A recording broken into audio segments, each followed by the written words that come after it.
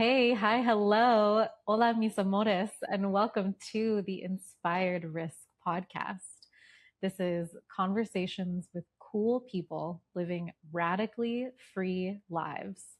I am your host, Elizabeth Cordova, and today we're going to be chatting with the spunky, the vivacious Elena Kunkel. Elena and I are new friends. We met in round six of expansion, and I was so drawn to her and her marketing genius. As a former marketing girly, I can always just kind of like, I feel like I just get magnetized to the other marketing girlies and I'm like fangirling a little bit like, ooh, what skills do you have? What is it that you do? And Elena has worked in brand strategy, in integrated marketing campaigns, and now she supports business owners, big and small, to distill the complexity of their offerings into something that's digestible and real, which I'm so excited to get into because, like, as a person who has a business, I, even as a marketing person, really struggle with this. So I'm really excited to talk to Elena. Hi, Elena. How are you? Hi. Oh my gosh, that was such a generous intro and your hair blowing in the wind. I know I decided to leave the fan on. I love it. I love it. Actually, I'm so happy to be here. I feel like I feel the same about you. I feel like there's a magic in expansion that I have not experienced before. Like between women.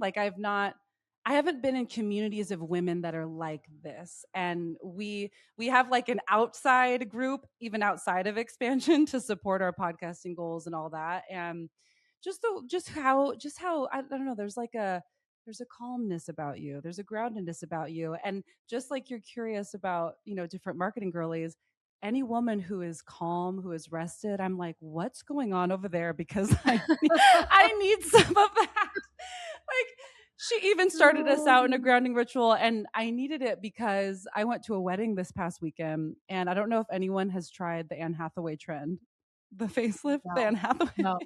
facelift. Tell me about this. You okay? This is totally just we're starting here. You braid your hair and then you tie it, so you Gives know. you a facelift. Yes, So yes, yes, I yes. feel I feel a little bit constricted, and so I'm starting to feel a little bit like I can like let my hair down and Oh yeah, maybe I'm like, take off my pants or something. Yeah, I'm give excited to be yourself here. a little head massage Yes. here. Loosen up the skull, the brain waves. I do this all the time actually. Mm, Um, it is really important for me to feel grounded. I am a Virgo sun and a Cancer moon and a Sag rising, so it is a really ooh. interesting like trio of a big three. But especially in a podcast setting, I feel like I intentionally am trying to cultivate a space where there is a lot of grounding and calmness so that we have this like energy of safety that any topic is welcome. We can kind of take this conversation anywhere. And then the fire will come. Absolutely. The fire always comes with whenever it is that we're getting Yes. excited about something.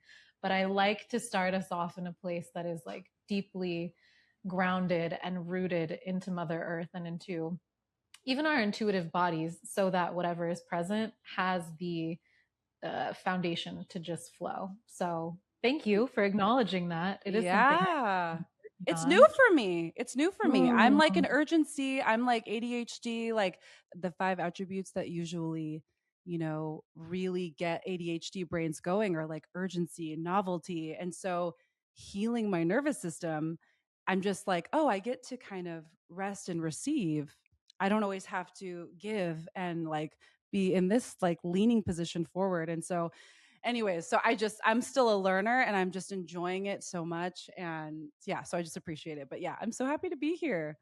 Fabulous. Well, I'm curious how the urgency and the like leaning forward and forcing things to happen, how does that relate to having a business now versus like maybe working in the corporate world? Because I know that we have that in common. Yeah. Yes. Yeah, I started out in creative agencies. I don't know what your background is, but it was a lot of different creative agencies in LA.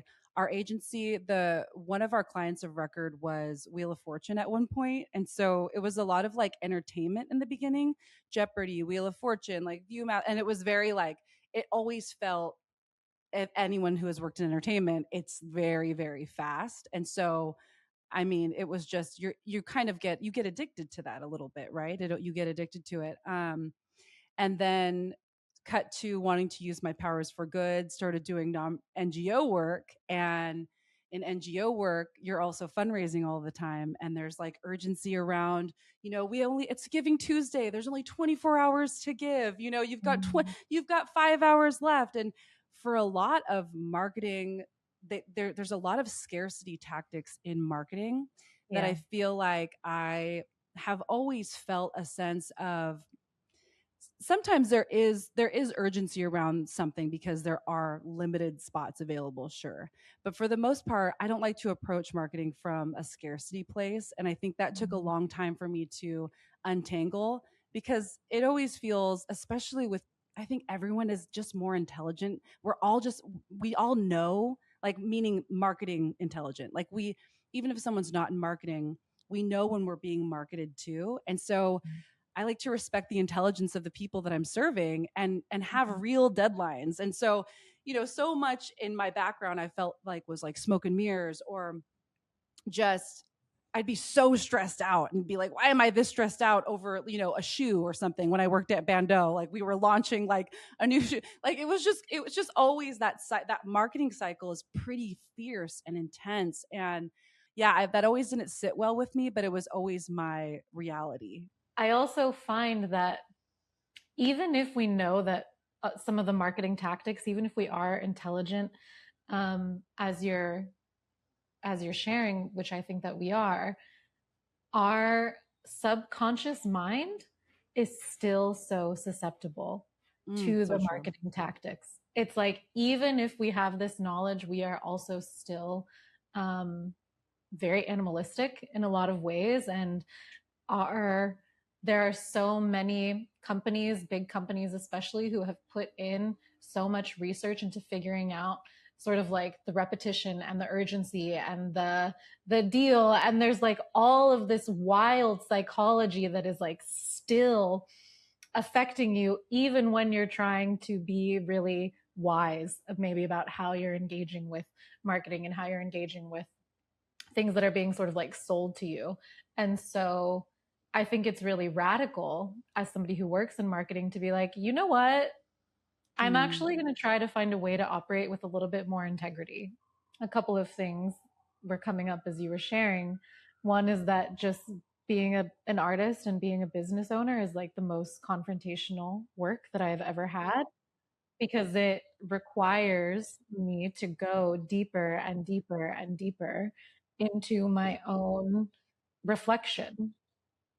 It's a very tactile experience, because if it's like, if I am doing the quote unquote work, the spiritual work, the mental work, the emotional work, the just like logistical work of being a business owner, then often I will see that returned as investment or new clients or whatever. And then when it's not working, it's like, okay, it's time for me to like dive deep into my own, I don't know, muck and mire to see what it is that needs to be cleaned up so that I can continue like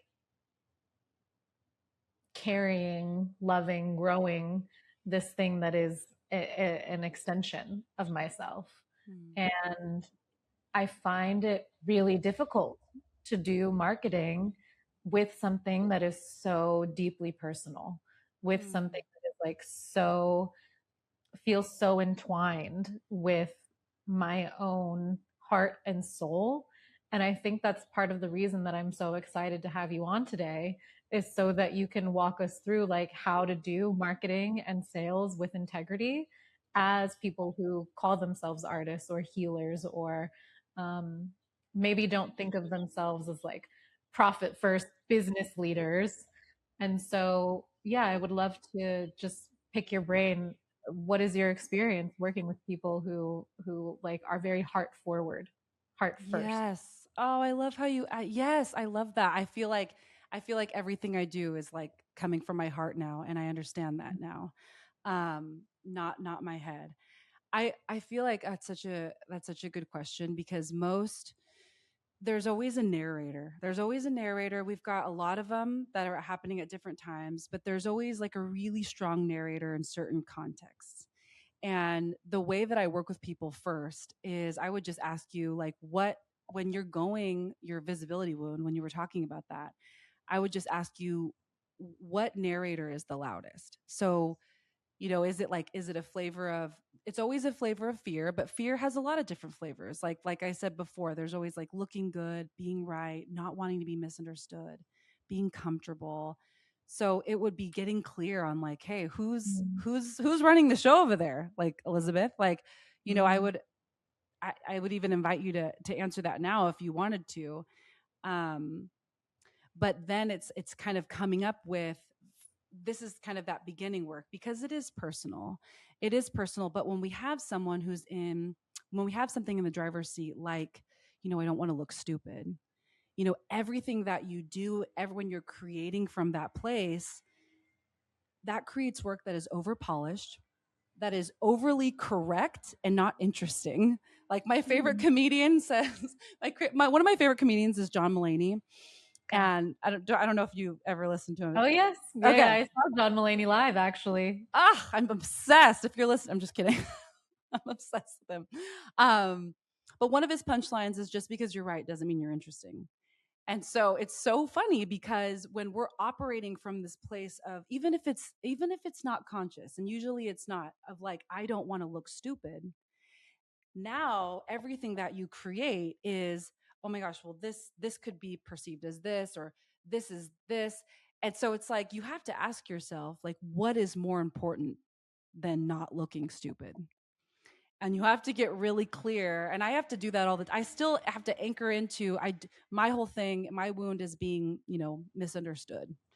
I don't want to be misunderstood. So if I'm trying to create content from a place of, I don't want to be misunderstood, everything is going to be like overly like explained, and like very, very, very, almost to the point of like, it's just novels and long. It's like a lot of blue text, like in a text message. It's just like, Yeah.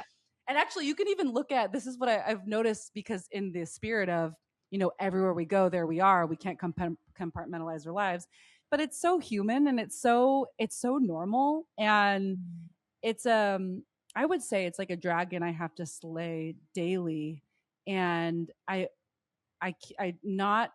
I'm creating from a knot. It's like when I'm creating from a knot, instead of like a forward thinking, like I want this one person to really feel seen, is how I really like to operate. Is like how I always think of like where she's at or where he's at. And, in marketing, we're taught the A to B framework. We're rarely taught to focus more on the A as a way people will trust you.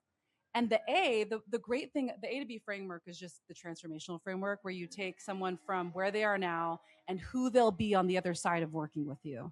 That's the A to B framework. We're so quick in marketing and in messaging to just oversimplify where they're at, and over kind of talk about and dramatize like where they will be on the other side. And that's fine, but no one cares about they're not going to care about your point B if you really haven't given them a visceral picture and met them where they are with their point A. And the best news is, to circle back, is that's why embodiment is so powerful, because their A. Where they were because you were there. You had some flavor of that. So I like to remind people, what were they doing on a Tuesday at 11 p.m.? Like, what is actually, what was going on during pickup between, 2 p.m. or as a mom, like what's happening between 4 p.m. and that 7 p.m. like witching hour. Like, remember that point A, and really think about it in terms of like time, tension, and transition. Like, I always think about those three things of like where she is at in her time, and what she's like, what tension is happening spiritually, emotionally, mentally, and where she's at just transitionally. Like, is she in a liminal space? Is she going into, are we going into back to school, or we're going into summer right now, which to me today was like, if I was talking to moms and like really focused on moms, today was hell. Today was really, really hard this morning. because it was the first day of no school and like all the summer camps and like everyone's going all these other places. And so it's like getting really visceral depending on what your offer or your service is, like getting Mm, really visceral about where she's at will just lay such a strong foundation for her not only to trust you but to have this resonance instead of just this relatability, you know, like mm, it's more resonant because it's coming from a place of specificity. And you can't deny specificity. Like when something's really specific, you just can't deny it because it's just mm. true. Like it's just accurate, if that makes Yeah. sense. Yeah, it's so interesting to hear you say this because I I I think part of my marketing struggles, if we're just going to be personal and vulnerable here, which is what Yes, I feel please. comfortable to do, is around not wanting to be rejected. It's like if somebody Mm, isn't interested in what I'm promoting or what I'm offering to them, then it feels like a deeply personal rejection. And my, there's like a 7-year-old part of me that is like, can't handle that, don't like that, don't want that. And the second piece that I was thinking about as you were sharing is that in my own marketing, I find that I like to be really broad and offer a mm, lot of like generalizations because I never want to be too dogmatic or too prescriptive. I grew up in a really strict Christian home where it was like the ooh, lines were same. very, okay, so the lines were really narrowly defined for like what is acceptable and what is not acceptable. And so much of my own healing has come from understanding that like everyone has a specific message and vision in their own heart. And so who am I to predefine sort of like what is maybe like a situation that I would market towards when I'm like anybody's experience is valid. Anybody's experience is something that I can work with because um it's a self-led journey anyways. And so it Mm, doesn't the like specifics of what they're bringing to me is like secondary to their desire to just like work on themselves. mm-hmm. And so I really struggle in my marketing because I'm being way too broad. Yeah. Oh, you just said two really. I want to tap back into the rejection piece, but I will say because it's fresh on my mind, the specificity piece. The specificity piece is you said something that I almost wanted to linger on for a second. But when I'm talking about specificity, it's that's so real what you're saying too. I just want to like honor that because it's like we're in this culture of niching. Like I feel like if niches get riches, like that was like a thing during like the girl boss time. I there was just a lot of that noise. And to me, like niching or like specificity is not about niching. And because I understand that I feel that I understand what you're saying, but for me the specificity comes in the flavor that you are willing to be like specific about your conviction. So like whatever the reason, you could ask yourself like, it's not about like there are some moments where I don't actually believe in niching. I'm just gonna like flat out say it because I agree, but I do believe we can be specific about our conviction, and that's what we believe. Once we're specific about what we believe and we really, really, really know what it sounds like, how it rolls off our tongue, like we're just crystal clear on it, the right people will find you. And to me, marketing is just continuously communicating that conviction, um, through some value too. But it's just that to me is what the specificity is. Because if you look at, I mean, if you just look at movies, right? Like the movie, I'm in a big Pixar phase right now because I've got a 3-year-old and a 6-year-old. But like the movie Up, I don't know if you've seen that movie. Have you? Yes, but Okay. it's been a minute since I've seen it. There's a huge part of the movie where I think that I was listening to a panel once where they were actually talking about should we keep it or should we not? And it was around when his wife loses a baby. They don't say it out Mhm. loud, but basically she has a miscarriage. And it's really specific. And the movie still applies to people who are, 8 to 85. Or like the movie Soul. The movie Soul is also very, very specific. Or like look at any of your favorite musicians or artists, their life experiences around love, their life experiences around loss, their life experiences about philanthropy and causes and what they care about. It's all specific. It's all like the conviction is specific, but then you look at who it attracts, and there's Mm. multitudes of people of all different ages. And so for me, that's what I mean. And that frees it a bit. I feel like that lets some air in the room, because marketing, to your point, can feel really restrictive, or it can feel really scary or really formulaic. And if you just do one thing wrong, someone's going to reject me. I don't want that to happen. So when you're thinking about when I want to hear more about your visibility and around rejection, like where are you at with that currently? Because maybe we can use this as a really juicy example right now. Yeah, I it is something that I am actively working on. I just uh, hired another. Her name is Antonia. She's a somatic depth therapist, somebody that I worked with actually Ooh. before expansion, and then she was in expansion, and we didn't overlap our like sessions with our expansion time. But now that expansion is finished, I'm like, okay, it's cool. We can go back to being in a client relationship, and so with her, what I've talked about is working on being in integrity with my worthiness. This is sort of the Mm. like North Star um, phrase that I keep coming back Mm. to. And I think for a really long time growing up, I found so much validation in external sources, Oof. being good at school. I was a good daughter and kind of until I wasn't, and then I was a bad daughter. But I was, I but think we're I the was, same person. but I was like hot. And so there was a lot of external validation that I got even as like a quote unquote bad girl. Then Mm.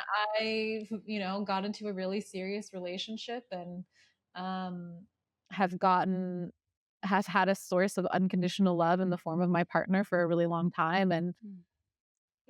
I, as I began to leave the corporate world and as I began to build like a real business out of my astrology and tarot and breathwork and creativity consulting, some of that external validation, that like scaffolding that I was getting from other people just slowly started to disappear. And I kind of began to recognize that there wasn't a lot of worthiness just intrinsically that had access to. And so when it would come time for me to like market or promote something, if it didn't immediately get, you know, 50 comments and 100 people joining the wait list and all the signups, then I like, felt like I was broken or like something, I must have done something wrong or whatever. And it just didn't feel good. And so then I Mm. quit marketing altogether and would give away a lot of my services because I was able to support myself through some consulting work. But I'm ready now to heal this and resolve this in myself so that I can have a flourishing business. Mm. Yeah. Oh my gosh, I love that, the anchor phrase of being in integrity with your own worthiness. That's what you said, right? Yeah. Yeah, cuz even if you hadn't declared that for yourself, our brains will just keep defaulting and like, I don't want to not be rejected.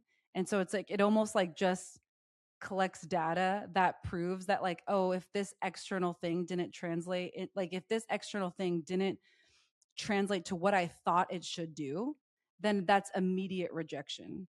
And so it's so cool that you have this other phrase, this like more resourceful, because everything is resource when we can see it that way, but it is so difficult.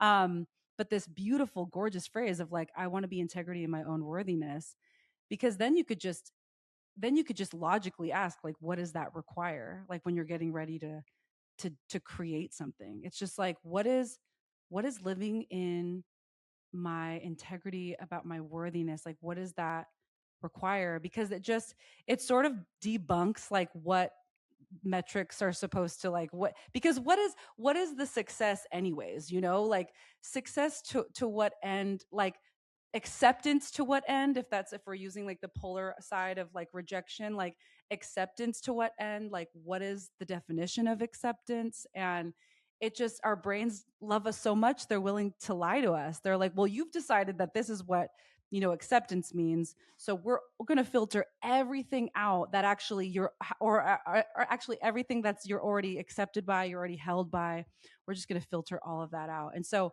that's so powerful, that phrase, just to anchor you into even before you're about to share something. I think that's so cool, and it's so inspiring for other people, like even being transparent about, hey, visibility is a thing for me, and like here's how I anchor into showing up for you, because that's my hope for you as well, is that you would feel integrity and feel worthy. Like, yeah, that's a really beautiful one. Yeah, that's gorgeous. What was that? Was there a second part that you wanted, like a more practical part? I don't know if I missed part of I that mean, question. I think yes, always. I'm always down for some practical tactical tips. And I love that for this podcast to be a source of that for other artists and entrepreneurs and creatives who are like trying to navigate operating in their intuition and sharing their gifts while also making money and being well resourced on a very like literal in a very literal sense. So let's get into maybe some like landing pages, positioning, language. How do we do it and how do we do it well? What's your advice here? Yeah, I mean, I feel like, so my advice first is just, it's all it's just the intention part of it. Like, I think we overcomplicate all of these things. Like, messaging is truly just knowing yourself well and sharing yourself, and like that's all it really is. But the place I would start that I think most marketers don't start with is, it's sort of like, we're always like, know your audience, and to me, I'm just like, let's know ourselves first. And so just even that piece, like, I think just doing some deep diving on like why it is that you created the thing, um to me, that is the most potent place to start. And the easiest, like the thing I love to do, and I actually just did it in expansion, is I actually like to kill the thing that we create, that the thing that we created before it's even lived, because sometimes we're more honest after something has had life. It's almost as if, like, someone you loved, you're not even privy to what you really appreciated about that person. Or like, even if you lost like your favorite shirt, like you're like, wow, I just didn't even know I loved this shirt that much, like, Yeah. until something is gone, truly. And so messaging work for me always starts from a way deeper place. Um, I'm working with a woman right now where that usually in 2 hours we do like a deep excavation, and I'll go into the exercise. It's called the eulogy exercise. We go into a deep excavation for 2 hours, and then I write a document called the specificity of you. Well, sometimes we're not ready to just like jump into like messaging and marketing right away. Sometimes, like, in order for it to really be embodied, sometimes we need to like do a little bit more self inquiry, and like that's happening with someone right now, and it's actually really beautiful. And she's actually realizing that, like, even what she was going to name it was just based on how she was looking to the left and to the right of like what other girlies are doing in her space.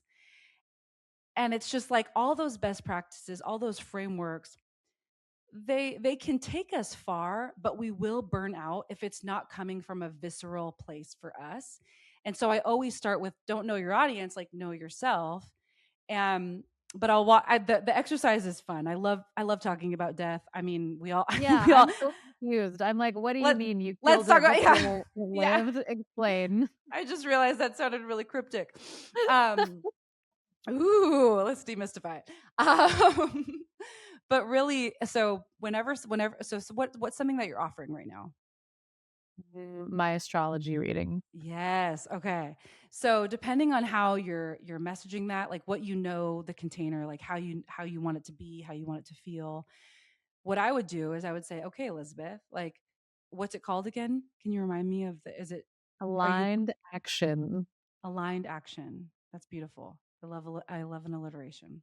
So aligned action, let's eulogize it. And so what you would do is anything that you're working on, even if it's not an offer like, Elizabeth and your aligned action, if it's a podcast, if it's like a book, if it's something that's just like a creative endeavor that is on your heart, just take some time to really think about, ask yourself like if aligned action had its full intended impact in the world, like it fully lived like its full life, its exuberance, all that it was meant to be, and its magnificence, like all of it, everything that you wanted it to do for people and for you, it did. Like what is different? Like what is happening? Like what is changed? And that helps us get really specific. A question that I've started to add to that because it feels even more potent is like what cycles have been broken even after like you're around, you know like if one of my offers is called it's personal, it's like what kind of, if by it's personal, like having its full intended impact in this world and now it's gone, but it lived its life, it lived its fullness. How are cycles being broken in like mother daughter relationships, or like daughters being able to, daughters like I am, being able to kind of take off the overthinking. I guess overthinking is better than underthinking, but like the overgiving, the over all of it, just the striving, like what has changed because it existed. And I notice from that place how we're able to write is vastly different, and you might not catch something if you're starting with, okay, who's my audience, what do I think that they need to hear, because it's all a guess, it is all a guess, it's your best guess. But if you're starting from your best truth, then it's so much richer and it's so much more enjoyable. I think that's the thing, like marketing becomes less of like this minefield of rejection, of just cancelness, of like comments that are not, it becomes less of a minefield of that and more of this opportunity to just show up for what you said that you care about. And I think that from that place, it just, everything else kind of cascades and kind of becomes more rhythmic and natural. And yeah, it just feels better. Mm. So I can feel this like reworking some things in my own understanding about what marketing Mm. is. I think your line about starting from your best truth and just like putting that forward and allowing that to find its resonance with the people that it's meant for is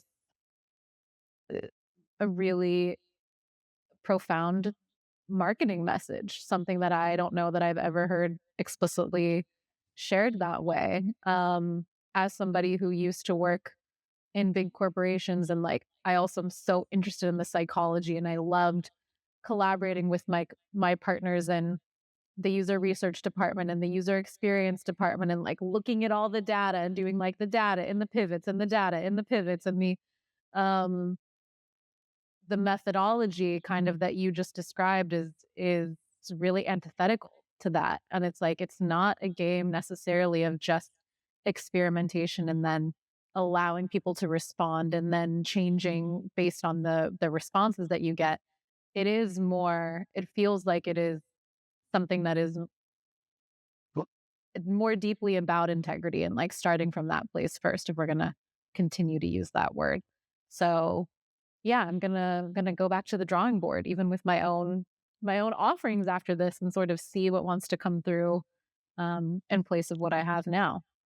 Yeah, because you'll surprise the hell out of yourself. Like I mean, this podcast is all about intuition, and like risk taking. And I think for me, I've lived so much of my life from the head up that I wasn't even privy to what how my body had wisdom. My body was just this mechanism to like, it's like just go over here, do this. Like it was just a mechanism to do what my mind wanted to do. And I think the thing that I found is surprising is there's so much language in us. There's actually like a world, like language creates worlds, and there's a lot of language in us that we would, if we would just take the time to ask a question like that, you will truly surprise yourself. Because the other side of what you're saying, where we have a lot of data, and I am such a data girly, like I love data. But what happens is, if we are living out of integrity, and I like how we're staying with this because one of my values is integrity. Integrity is like a really big deal. Like, which for a long time that made me feel a lot of shame, because I felt like wherever I was, I had to be exactly that way. And it's like, no, no, no. Integrity is just like what you say you will do. Like, and anyways, so that's a big word for me. But the other side of what you're saying, there's no problem in that. What happens when it does become a problem, at least for me in my own experience, I'm so strategic and I'm intuitive, but like I am very strategic and calculated. I have a lot of Capricorn in my chart, that I will lose sight of the zhuzh of why it was created, and I will just keep creating based off of optimizing efficiency. Oh, this would be, and after a while, not only does it start to fall on deaf ears, or maybe it doesn't, but you got to check yourself. And after a while, I didn't feel good. Like I wasn't enjoying the process. And I think that's why I really like expansion, because for so long of my life, I've made success my business, when success is actually none of my freaking business. It's just not. I'm so held, and I feel that now in a way that I've never felt before. Like meeting women like you, who, like growing up in a Christian household, like a really strict Christian household, like this is like, oh, this is Satan's work, like this is like, but no, this is like being connected to your body. And like, I think for me, it just feels, I got too excited and I lost my train of thought. But this type of marketing I've always known was right for me and right for the women that I serve. But I would always default to the best practice. And usually when you're defaulting to a best practice, you're motivated by some level of fear. And I don't think that fear-based marketing is really going to resonate for others and for you after a while. So, Yeah, it's so real. I'm like, you can optimize and efficiency your way out of enjoying your own offer. You can yeah, like totally Frankenstein monster it so that it becomes this thing that is not at all what you had originally intended, but so maybe it true. sold really well and now you have to fulfill that. And it's like, oh my God, what have I created? Oh my gosh, that's so funny. That's the Frankenstein visual is so good. It's like, oh my gosh, okay. Yes. Yeah. That's Yeah. so real. I am curious. I know there are a lot of people who are going to resonate with what you're talking about, living from sort of like the neck up and just functioning from a place where you're prioritizing your logic over maybe the signals of your body or the intuitive messages in your heart. And I would love to know, how did you start to shift from operating from a really sort of like logical place into a place that is maybe more intuitive or embodied? What did that actually look like for you? Yeah, for me, my relationship to my intuition is not, it's, I mean, like most things, it's like not linear. I remember from like being a very little girl, having a strong sense of justice. Like I would get myself into I don't know if you had a pull your card system, but I would have to pull my card all the time, because I would basically be advocating for something that I felt was unjust, and it was none of my business. Like I always felt like I had my spidey senses for like right and wrong, or like when something felt off. Like I'm a Pisces sun, Gemini moon, which kicks my ass, Leo rising. But the could always feel my way through life. But that stops usually, when you're in a household where there's a lot of conditioning, and there's a lot of like right and wrong looks a certain way. black and white. And so I just got really good at being like a good girl, like you were saying. Like I just got really good at being a good girl until I wasn't. You know, I was a competitive swimmer my whole life. Like I did all the things I was supposed to do. And then, you know, obviously when I turned 21 and I left college, like I just lost my shit, went crazy. I but for me, when my relationship to intuition got really, really solidified was when I went through, this is the freshest memory because it's so, so, so, so fresh. I went through creative living. That's actually how I met Maya. I didn't know. I went through creative living because, yes. Okay. Did you? I just went because I wanted to heal my relationship to my creativity. I was like, oh, I feel like if I call myself a writer and I'm not writing, well, what am I doing? You know? So that was really my intention.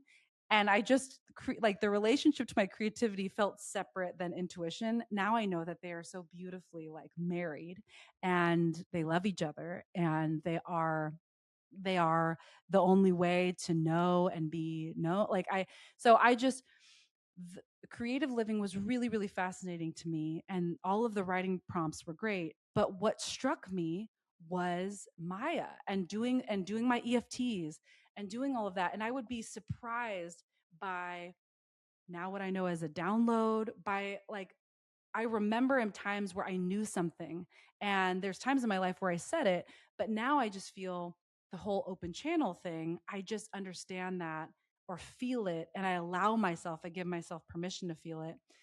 And I'll tell you, like the most salient thing that I can describe when it comes to my intuition is that was sort of like the ladder up, kind of giving you like lore that is unnecessary, but the way that my intuition now, we have the way that I like practice intuition because I'm still very like lots of Gemini. I'm still very communicative. Like I love words. The I don't know if you've ever heard of a two-way prayer. I don't think so. No. Okay. Two-way prayer is like it's really interesting because I was listening to this podcast with Liz Gilbert. She's the author of Eat, Pray, Love. She also Yes. wrote like Big Magic, all of that.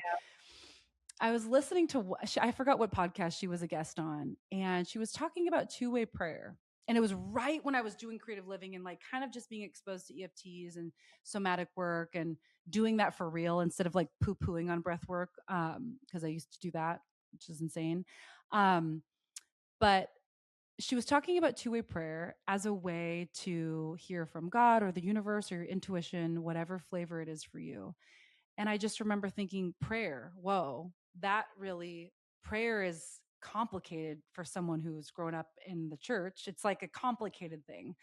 And I was like, two-way prayer? Well, isn't that just what prayer is? And she's kind of going on about how she knows she is not the creator of her ideas in her POV. She is given them and it's up to her to create and after she receives a download and what she does with that. But what struck me about this two-way prayer is that she was like I read something really beautiful, like maybe it's poetry, maybe it's I listen to a song and I just like kind of let myself be like let it land on me like honey. And then I asked three questions. The first question is, what would you have me know today, love? What would you have me do today? Is the second question. What would you have me not do today?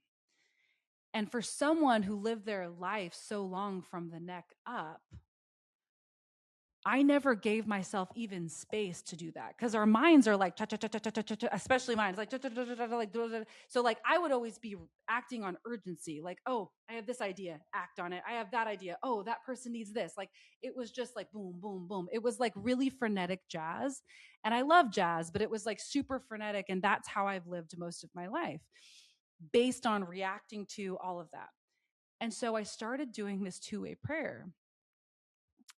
And like kind of like feel like crying because like the absolutely first time I did it, I forgot what I read. I read a poem or something, and then I just sat down with music and I just said, "What would you have me know today?" Like I was really dramatic about it. I was like, "Creator of the universe, like create arbiter of love." Like I was like la la la. I was like doing like this long ass prompt of like the who formed all the world's beauty and blah blah. But anyways, I was like being really dramatic. Yeah. And the line that came back to me, I swear to God, Elizabeth, like my hand was moving I was not moving my hand. And it just Mm. said in all caps, it said, stop taking Vyvanse. And Vyvanse, if you're, Whoa. yeah, Whoa. I did not know that's where this was going to go. That's nuts. I Okay, didn't continue. either. I didn't either. I did not Oh my either. God. This And is not medical advice. This is Elena's this is not experience that medical she is advice. sharing, her Not own medical personal advice. experience. If Vyvanse is working for you and it's that's great. It was slowly killing me. That Okay. I didn't Like, know that. yeah. For some people, like, yeah, being unmedicated is like way worse. For me, it was not working. And it was basically, I was so shocked. I just started crying because, like, with your intuition, like, it was just there's such a certainty in it. It was just so certain. I didn't question it. I just was like, this is, and what preceded, like the way that I was writing, it was basically like, Elena, like you have lived your life as if there are winners and there are losers. And I almost want to like read it. I wish I had it, but it was basically like, because you've lived your life this way, you are always playing not to lose. And you are never, ever operating from how I have created you to be in your fullness. You are always opting for, I don't want to lose. And then you make a decision based on that. But I didn't create winners and losers. That is not what I have created you to be. That is not even a real game. That is man's game. That is not like the game of the universe. Like, and it was this long letter to me that was either in me this whole time or like a true gift. And I still don't really know, but I know that there's so much inside of us. And if we would just give ourselves space to heal our direct line to our intuition, everything else flourishes. Then my creativity was like, oh my gosh, of course I'm going to talk about this. And everything just sort of, then there's like a new level of overwhelm. That's now where I'm at, where there's a new level of overwhelm where I have to like really ask myself, there's a lot of ideas, and it's like, what is the idea that I am meant to kind of like simmer on a bit. But yeah, that to me, the two-way prayer is something I do every day now. And it's never as quite breakthrough-ish. Like it's never always that level of audacious, but that was my first one. I've continued to start my day that way. Because it directs the paths. Otherwise I'm directed by external forces, because it's an easier way to win. It's an easier way to Yeah. succeed. Like, Yeah. yeah. Wow. Oof. That was a beautiful transmission. I feel like the people who are listening to this podcast are going to get so much out of Hmm. your honest sharing, because we do operate in this capitalist system where it feels like we are playing to either win or to lose. And so the reminder that that is not what we are created for. We are created for joy and exploration and adventure and connection and life, and just Hmm. like there's so much more beauty and meat on the bone than just like winning or losing. And so, thank you for sharing that. I am curious how your experiment coming off of Vyvanse has been. Have you like followed through with that? Do you feel comfortable talking about it? Yeah, I do. It's funny that you said, how is it doing like now? Because I had a moment where the other day where I was like, gosh, everything's loud again. And like everything's loud again, but like all of the voices, like all of the voices, I sound like, let me try to explain this. I'm not I'm not schizophrenic. I'm Let me like try to, Gemini moon. There's a lot happening yeah. mentally. That my husband's a Gemini, and he also. It's just like there's a lot. There's a lot of mental activity, ideas constantly coming in. The inputs are like on more so I find than in other signs, and so you're in safe hands here. No Mm, one's no one's thank judging. you. Yeah, and my wounded healer is also in Gemini, so I always feel like, oh, I'm going to say this the wrong way. And so I try to be really precise, and I'm kind of like releasing that and surrendering that, because it's just, I'm exhausted from that. Um, and I would love to learn more about like the wounded healer, because I'm just starting to get into that. And I feel like you probably have Mm, so much juicy stuff to say yeah. around your Chiron, Chiron. Yeah, Chiron, exactly. Yeah. which is really like, once you, like, what you struggle with ends up being your superpower, because it's like, now 100%. it's crazy. I love it. Life is so interesting like that. Mm-hmm. Um, but yeah, how is it going? Is that I I went through a time where I went off of it. This was, gosh, and now I've been off it maybe like 5 months. Yeah, I can't remember. But when I first went off of it, I have to say, I immediately felt like the color in my face come back. Like, Hmm. I was really like, for someone who has a lot of natural joy and playfulness, I was very like, oh, let's do this now, and I've got to check off this thing. And if there was like a loud noise or someone like interrupted me, I'd be like, I was very agitated, and Mm. I didn't even know that it had gotten that bad, but everyone around me knew, and so immediately that was my first noticing when I went off it. In addition to like being hungry all the time again and thinking about food 24/7, like I was also just like, oh, I I feel myself again. Because the feelings are not as feelingy. Like, when you turn down the noise, you also turn down like a lot of your intuition. That was the case for me. I don't know for everyone. Some people feel closer to God when they're on it, because more of the noise is gone and they can feel that directness. But for me, I just felt like, this is the way that I'm wired. Like, I kind of am jazz. And the way things come through is a little bit maybe chaotic at times, but it's real. Mm. And I'm not meant, again, just like we're not meant, for me personally, I'm not meant to cram myself into a 9 to 5. I'm not meant to cram myself into a personality that just supports, to dos and tasks. But that's what I Yeah. thought I needed to do. And so that Yeah. was like the first thing, is I just noticed that the immensity of my feeling came back. And whenever you have that, there's more of an invitation to be creative, because creativity is really, it's problem solving through feeling and intuition, and connecting the dots on two things that are unrelated. They have no business being next to each other, but then Mm. you connect them. That's what creativity is to me. And I just got, really far away from that place.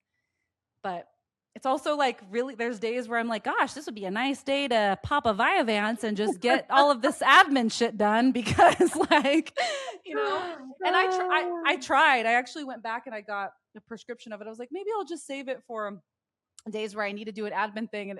And like, as on my way to Kaiser, I was like, this isn't right. This isn't right. No, this is wrong. And I was like, shut up, shut up, shut up. I just want to do it Yes. one time. Like, Yes. Yes. and so I did it once. Gosh, in the time that I haven't been on it, I one day took it, and it was just everything in me the next day. It was just 20 milligrams of Vyvanse, which is a slow release. And the next day after, I was like, well, what did I really accomplish? Like, what did I Mm. really, I just felt this, my REM sleep is really disruptive. So I'm not able to kind of get all of the goodness that happens there, because we're usually, our dreams are like, they're working stuff out in their creative little ways, and I 100%. just felt like a shell. Yeah, so I tried again. It feels good. It feels good in the moment to feel like you're being productive, but for me, feeling productive at the cost of actually feeling deeply is not worth it to me. Mm. That's a bar. That's a bar. Again, not medical advice. If Vyvanse is working for you, please continue. Everybody, every soul on their own journey. But I really respect your honesty and for being willing to recognize that something is not working and then take some action to change it, because Mm. it can be scary to take a risk like that. It can be intimidating to be like, I don't know how or who I'm going to be on the other side of this, but I am choosing to prioritize my intuition over the pressures maybe from anywhere else, and at least go on the journey to see what lessons are here. The thing about feeling is that that is how so much trauma gets resolved, is that you actually are present with it and you actually feel it. And from that space, it can be released and let go, and you don't have to carry it anymore. And so to hear you say, I'm feeling deeply, I'm connecting with my creativity in a more intentional way, I'm like, oh, this is going to be such a beautiful season of healing then, because you have so much more capacity to experience things in a way that where they can be held and experienced and felt and then let go of. Do you Yeah, feel that? that's a new one for me. I love, yeah, that's a new one for me because I always thought I was feeling, but I was just intellectualizing Also my feelings. very Gemini coded. It's not your Like, fault. I'm like, okay, we're having a feeling. Okay, been there, done that. All right, Uh-huh. we're moving on. And I think that's why what the body work of like what you're saying, and even just how you opened up this podcast of like that, that to me is so, it's so foreign and it's something that I'm like unlearning, but feeling has never felt safe. Mhm. Um, I grew up, and I would love to hear your story because it sounds like we have a lot of similarities, and you're so much further on your journey with intuition and everything that you're doing. But my, I think that I grew up in a household where I was just supposed to feel good. Like it was either bad, feeling good or feeling bad, and since I was the eldest daughter, I love my mom. She has a lot of trauma though, and someone once put it in the flavor of like I experienced narcissistic abuse. And so my big like response was the fawning response. Well, I'm just going to delight the shit out of you and be the temperature to keep the harmony, like that temperature stat. And I so for me it's it's actually like really complicated and messy right now. I'm working through a lot of things that are coming up. Like right now what's coming up recently is like, oh, I just had a launch that felt really successful and I felt really accepted, and there's too much good stuff happening. Something really bad is going to happen soon, so I better just grab what I can and go home. Like, I haven't Mhm. even said that out loud yet, but like that's kind of how I feel right now. Like, oh, things have been going really well, so something's really bad's going to happen soon, so you should probably just grab everything that you can from all these different places that you're working and just like go away for the summer or something. Like no one wants to hear you too long. You're too intense. You're too much. You talk too much. Like truly. And so sitting with those emotions of like, oh, like there's someone really mean up there. There's somebody pretty Mm. like mean up there. And instead of just like not thinking about it or doing something anyways, I used to be a big proponent of like action creates clarity, but it's like, yes, it does create clarity, but there's also like a lot of the, I think allowing yourself to just be fully known and sit in your in the mire and the mess, brings not clarity but something that is just worthy of being shared. Yeah. And yeah, so right now I'm really, that's a really fresh one for me. In fact, like expansion ending and like going into expanded, like I feel like I only feel like even now my brain's doing this thing where it's like, well, you were only successful because you were around a bunch of other women. Like my brain's just really mean to me. And then I have to deal with like Mhm. the abandonment of like, oh, they see all these women, they're probably going to leave once the zhuzh and the excitement of this is worn off. Like just a lot of those old stories coming up.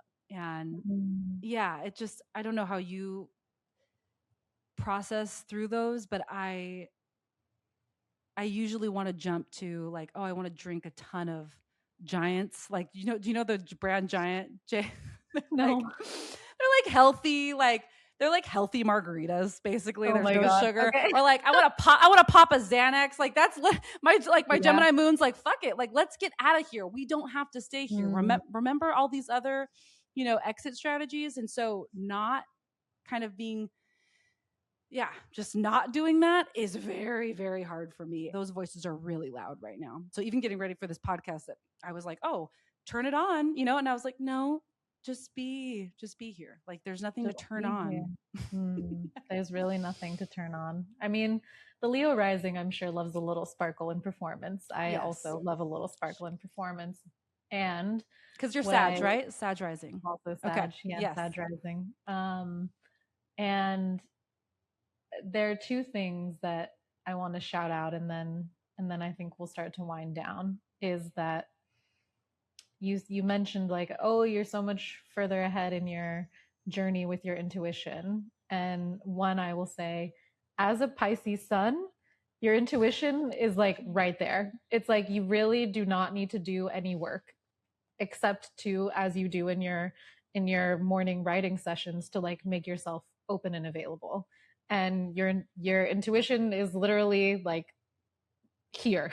It is present. And so one of the things that Maya says in expansion that I just want to repeat now is that there is no ahead and there is no behind.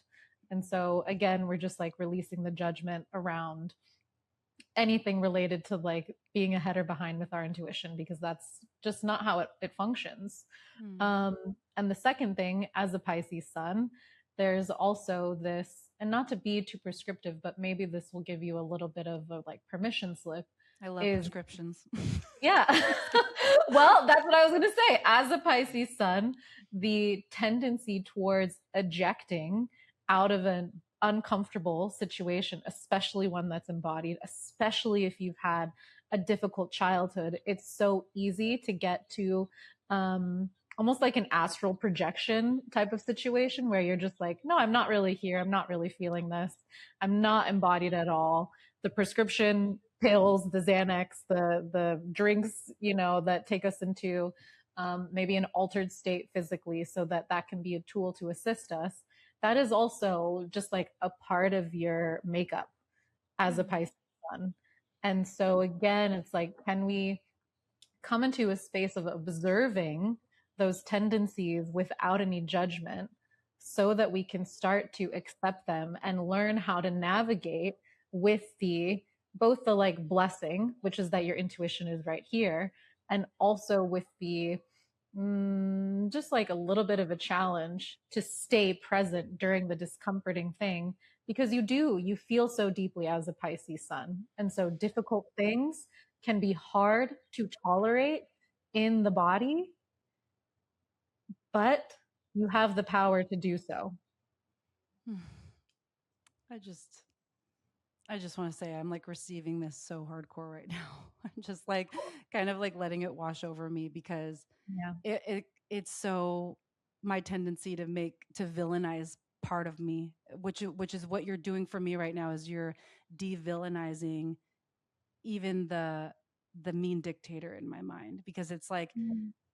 Maya said this one. She was like, "Well, what does your mean dictator need? Maybe he just needs a job." Like, so I don't know. I feel deeply, deeply seen. Um, yeah, because the feeling of it all is it's just it's too much sometimes. Like it just feels like it feels like I can't. And now what I do now when it is really coming at me, I don't remember who I learned this from, if it was Maya or someone else, but like putting my hand over my heart and just saying like Mm. I can hold it. Like I can Yeah. hold it. Yes.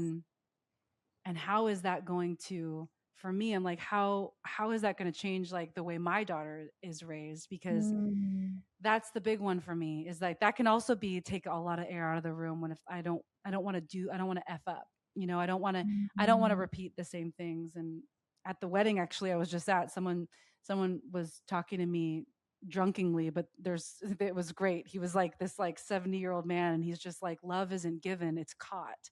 And what do you want your kids to catch at any moment? As he's like babbling and is like it's got whiskey all over. I'm like, whoa, like this babbling like Like a guru. sage. Yeah. I'm like, what's going on? But like it's so true. Yeah, what do I want them to catch? And so how you're reframing that for me makes it feel, yeah, just less because I will only sometimes allow like, oh, I'm down to feel all the good things, but it's like when I'm feeling something bad, it's like what's wrong? And it's like that's not Mm. the question. Actually, what would Mm. you even what would be the question to that? Like what am I noticing? Mm. Like what do you notice about that? Cuz I'm still Mm. working through Yeah. yeah, that. So there's a couple of things. I think again, like practically and tactically, I love the idea of just putting your hand on your heart, closing your eyes, and being like, okay, whoa, this is an intense feeling. One of the questions I like to ask myself is this mine? Is Oof. this mine? Because also as a mom and as a, again, as a Pisces sun, and really anybody who grew up perhaps in a traumatic household where they did have to be really vigilant about monitoring Good sort of like word. what the emotions of the room were, what the temperature was, you might be picking up on other people's big feelings and absorbing them into your body because maybe that was a way that you had to, a behavior that you had to do as a kid in order to stay safe. And so now, as an adult who's has autonomy, you can start to say like, okay, this is a big feeling. Is this mine? And maybe the clarity comes, maybe it doesn't. We're going to assume that the clarity is going to come, and maybe the answer is yes, this is yours. And it's like, okay, I'm going to give myself a couple of breaths to just like feel it and be with it, whether it's sadness, whether it's anger, whether it's grief, whether it's maybe it's joy and you're just like overwhelmed. But with the more difficult emotions, because that's what you asked about, I like to follow up by inquiring like, what message do you have for me? Hmm.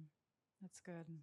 Because for the most part, I find that the big feelings are messengers, Mm. and they're indicators that either a need is not being met or a boundary is being violated, or there is a situation that is requiring of your attention, and maybe you're turning your head away, you're not giving it your attention. And so the big feeling is rising up to be like, hello, Yeah. signal, signal, signal, signal. And so we get back to that space of allowing the feeling to come up, allowing the information, the message to also rise, and then to just be like, okay, I can hold this. It's not, I'm not debilitated by this feeling. And then grounding and taking care of yourself, giving yourself aftercare is really important. A long shower, a cozy bath, cuddles with your kids. Like, what is it that you need? Maybe time in nature to then just sort of like come back to recentering yourself with the clarity of having passed that feeling through, so that you can then take the action that that big feeling was maybe like signaling you towards. Yes. That's so good. That's such a good reframe and so much like air brought into the room. Mm, Um, because the piece that you're talking about that I really resisted is the integrating piece. Like, what is the signal? Like, what is it? You said that so eloquently of like, what is it trying to tell, or what is it trying to say? What does it need to say? Or, and then allowing myself to actually rest and integrate and just like feel it, like for forever, how long the duration is. Like, that's something that I resist. And that mm, integration piece of like just putting my hand and asking whose is this, and if it is mine, and then letting myself kind of marinate is not only okay, but it is like part of the process. And I think 100%. there's just so much of me that's just like just wants to resist that because things need to happen quicker, whatever that is. Like, I'm just like, okay, like I don't know where that comes from of like we can't like hang here for too long, but it also is so directly tied to how I do my work now. Like, Mm, I start with the pain, the how the dots have connected, the through line, like where all of the things that you felt, how are connected back to how this actually makes you the most correct person for this job. Like, meaning like wherever you're going through the fire on, like that makes you the person that really needs to carry the torch and light the way for other people. But for so long I just resisted that. And it still mm, like rears its head sometimes of like, well, this now even in this next season of entrepreneurships, it's like into entrepreneurship, it's like, well, it's like my brain is almost doing that weird calculation again of like, well, this is how much we're allowed to feel and how much we're, and it's like, what? Like, what pristine being are we protecting? Like, for me, I'm always protecting this like fantasy version of me. And it's like, no, no, no, she's not even real. Let's just allow ourselves to be real with what is here. Yeah. That was, yeah, that was really beautiful for me. I needed to hear that right now. Amazing. And I think the last thing that I want to say is we've talked a lot about efficiency. And one of the things that I remind my clients and everybody who comes through collab is I'm like, actually, the most efficient way to go through life is to move from this heart centered, deep feeling place because you receive the information that you actually need to make choices based around. And so there is this sometimes like false urgency. The mind is always trying to problem solve. And I speak to my mind, and maybe this is something that you want to experiment with. And I'm telling it like, okay, thank you so much for working so hard for me. But right now, I actually need you to just like take a step back. You can take the night off, you can take the afternoon off because I am going to be letting my heart drive the next couple of hours, the next, even just like 45 minutes. Um and so you can rest, brain. And I really do like give myself a little brain massage, and I'm like, thank you so much for your work. I love you so much, but this is not a problem that you have the capacity to solve. And that in and of itself creates a lot of relief. And then when I get to make decisions from this heart-centered place, things this is like when the miracles start to unfold. This is when the exponential growth really starts to happen. This is when you get the like brilliant genius download that changes everything. And it's so much more efficient. It's such a faster way to get the things that you want to get to because your fire and your fuel is like coming from your chest, from the place where you get that soul purpose. And so, yes, we talked a lot about some like logistical and practical and tactical things. And the like surprise and delight of my life has really been learning that the brain is amazing for helping me navigate like the literal directions from how to get, from here to the movie theater, but it is not the captain that I want directing the path of my life. So if that is the distinction that I'm choosing to make, I have to be really explicit with what decisions are my brain's responsibility and what decisions are my heart's responsibility, and to be in dialogue and to let them know like when is their time to shine and step forward. And it's more efficient. That's the least in my experience. So Yes. That's freaking gorgeous. Everything that you just said, the how it's more efficient is so beautiful. yeah. Everything in me wanted to like start to like prep and like have all these like stories ready. Like just it's so funny. And I was like, actually, I'm going to do one of the nervous system overhaul before we got started. And it was so hard for me. It was so hard, but I knew I was like, you need this, babe. I was like, this is Mm, like the whole like, thank you so much, but we're moving into our body, into our heart now, so that can speak is that's just so simple, but it's something that like it's I'm gonna take that with me. I'm just talking gently to myself of like, thanks, babe. But like we're moving down here now. mhm, mhm, It's so mhm. good. It's so good. Amazing. Oh, thank you, Elena, for joining us. This has been a beautiful conversation, and I'm really grateful for honestly the vulnerability we both had. That was great. Good job. Good Yes. job, podcast gals. I hope all of the listeners, felt that resonance, felt that honesty, Hmm. felt that vulnerability. If you, my sweet dear listeners, are interested in hearing more conversations with cool people living really badass lives, I would invite you to like and subscribe to Eliza Gets Into It, INTUIT, anywhere that you listen to podcasts, YouTube, Spotify, Apple. Elena, I know that you have some things that you are also launching, sharing, growing. Can you tell the people how they can work with you, where to find you? Yeah. I mean, the first place, I love a good voice note. So I love, if Cool. you want to just connect with me on Instagram, let's do that. Elena Kunkel. I love voice notes. Like just give away a lot there. Like if you have a question, I'm just down. Um, and then yes, I'm getting ready for choice words, which is happening at the end of June. And it's going to be all about choosing better words to live and sell by. And I'm going to have a human design expert to like start from that really like aligned place. And then we're going to move into like we're going to get the message. The words are going to word, like we're going to draw the words out, and I'm really excited about that. So I'm still doing some one-on-one work, but right now I'm moving into that space, and I'm really excited. It's a free workshop, so anyone who wants to sign up can just go to the link in bio and do that. And Is it a yeah, one-day situation? it's Is a it a one day. okay? It'll be a 2 hour live workshop. And the Okay. reason I'm being a little bit like fuzzy around the exact date is I need to make sure something is going to work. But it'll either be the very last Friday of June or the very first Friday of July.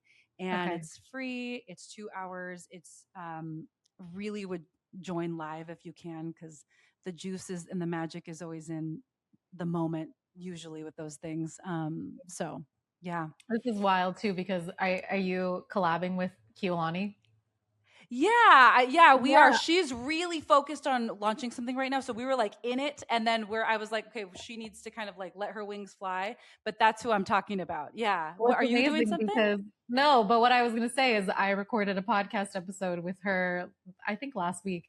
And so the two of you, your podcast episodes will drop at the same time. So people will get to Oh, how taste funny. Elena, people will get to taste Kiolani. And then if they Oh. love the vibe, they can absolutely go to your workshop, Choice Words, and experience that for themselves. So Oh, how that's great. synchronous. I It's love great. it. Yeah, it's beautiful. Everything works out. Everything Everything just works works out. out. When That's you follow your beautiful. heart, everything unfolds magically before you.